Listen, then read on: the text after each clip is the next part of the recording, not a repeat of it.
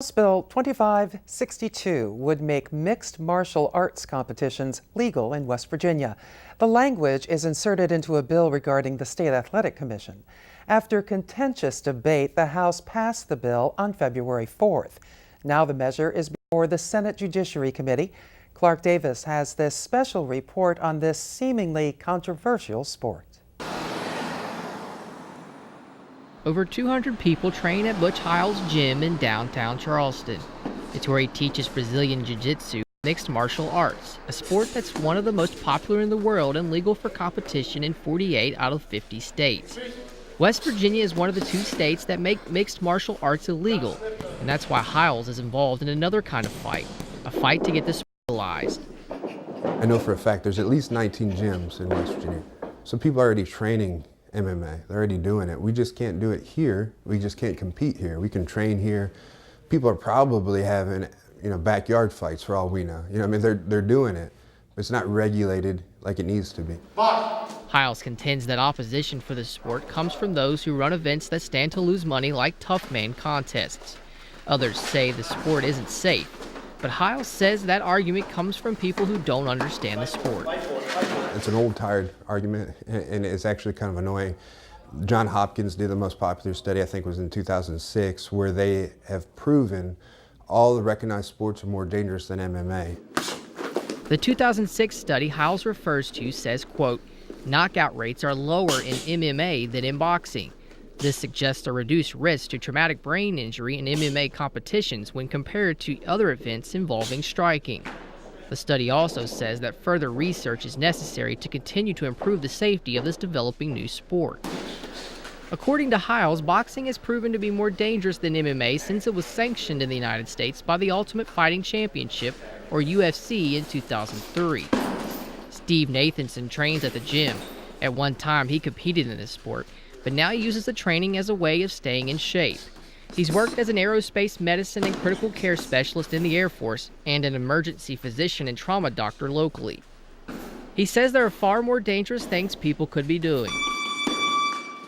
Of course, there is some safety factor in a contact sport, but you have highly trained young men and women that are wanting to compete, not wanting to hurt each other, and are there with a referee that's standing there with them.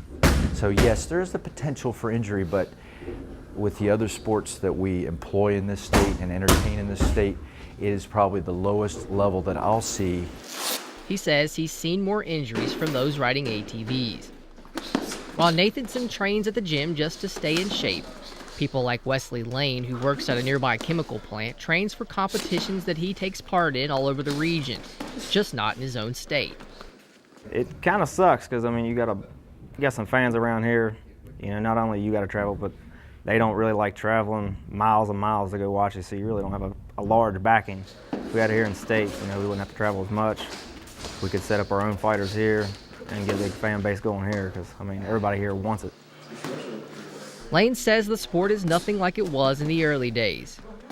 The ones trying to keep it out of West Virginia, they keep going back to the early 90s and 80s when it first started. It was pretty brutal then, but they've got so many rules now. It's a little bit safer than boxing because you can continuously get up after you've been knocked down. Another fighter at the gym, Omari Clark, has a unique perspective.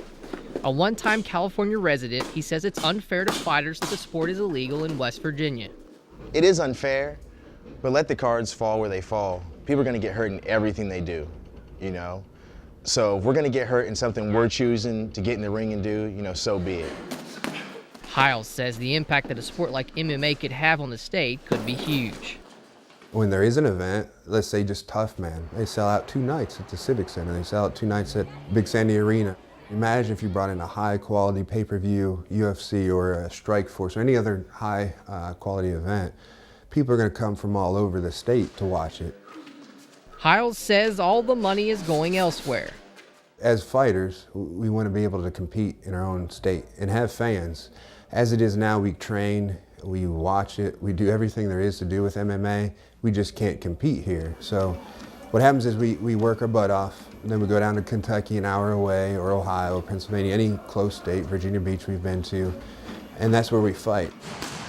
Hiles says if the bill doesn't pass this year, he'll continue fighting and fighting for the sport to be made legal in West Virginia. For West Virginia Public Broadcasting, I'm Clark Davis in Charleston.